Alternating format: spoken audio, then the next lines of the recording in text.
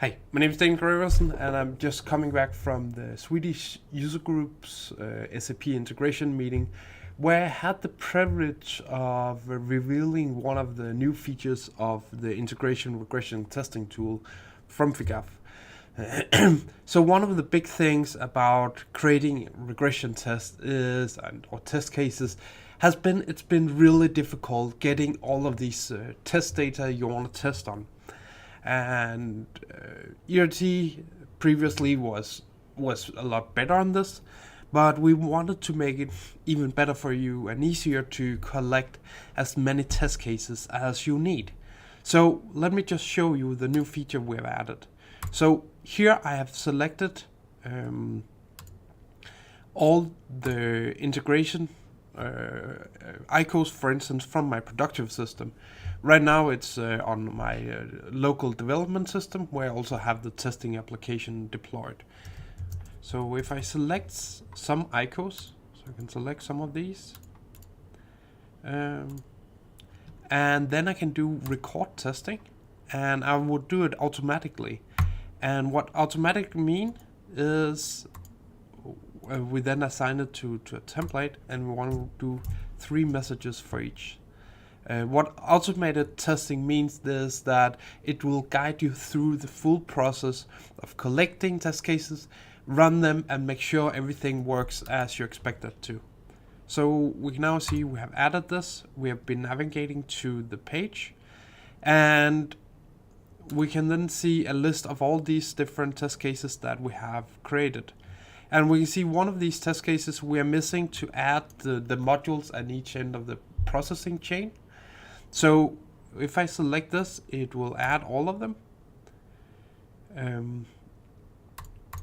So now we can see we have some ICOs where we have collected some of the messages that we need for this testing. And the longer we wait, it should hopefully get some of these messages that is being processed. But this will make it really easy for you to see what type of messages you have that is in each of the different stages. So if you have created 100 test cases, you'd be able to go through this, see where you have a sufficient number of messages. So this is the first release of it. So next release we will enable it, so when you get the enough count, it will just automatically create a test case for it. So let's see if we got some more messages now. No. So let's do these 2, 3. So we can create test cases even though we don't have all the necessary messages for it. So we'll just say create here. And this will create test cases for the linked ICO. So we would create a test case for each of these different documents. We would then be able to run this. So we would run all the different documents in this one, and we would be able to see what the status is of these. And we can see here we got an error.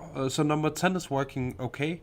Number 3 we have an error on, and we want to correct that. So we will go to the view results. We would see the differences here, and we can see, okay, we got some document number here that's different. We want to say this is okay.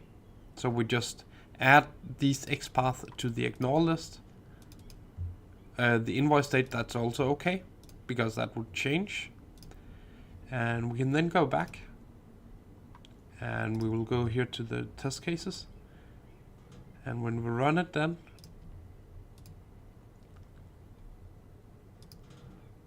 we can then see that it was now successful, and then we just have to go through all the other ones and make sure that they are successful before we're starting to add any new functionalities, patching, supporting, or whatever we want to do. So if we want to see what, this one, not this one.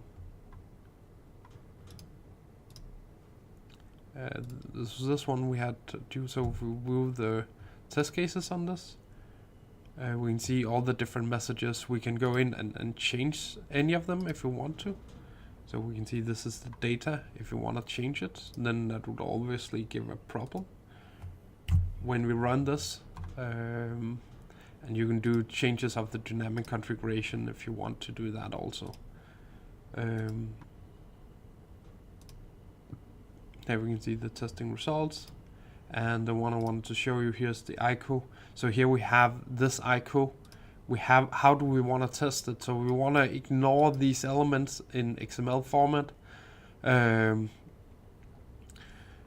then we can see a list of all the different test cases we have created. We can see we have this one created with 2 test cases, 2 messages. It's run 2 times.